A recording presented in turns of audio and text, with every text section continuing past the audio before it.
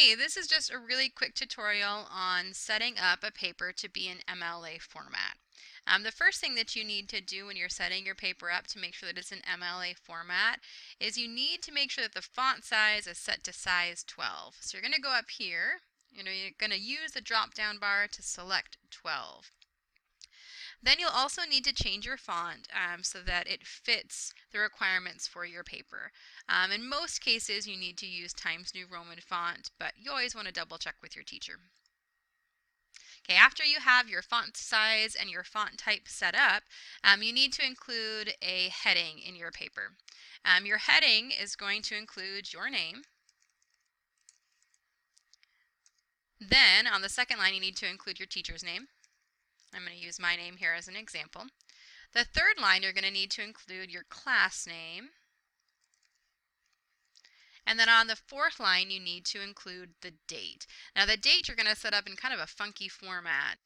Instead of having the month go first, followed by the day, then the year, you're going to list the day, the month, and then the year without any commas in between. So I'm going to type 16 March 2016. And this is just as an example. So here we have the day, then we have the month, March, and then we have the year 2016. And notice there's no commas in between.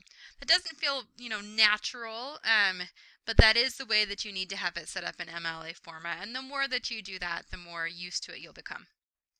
Okay, after making sure that your paper has the proper heading, you need to include your last name and a page number on every single sheet of your paper.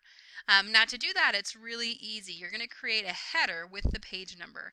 So I'm going to go up here to Insert, and I'm going to come all the way down here to page number, and I'm going to select top of the page, and then I'm going to go to this third option here because it's going to put it in the top right hand corner, which is where it needs to be. Okay, in doing that, I've created a header with the page number. But we need more than just the page number. We also need the student's last name. So I'm going to type Smith in here.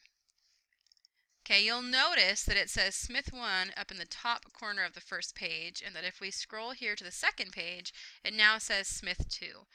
It'll continue to do that with each page that you go to.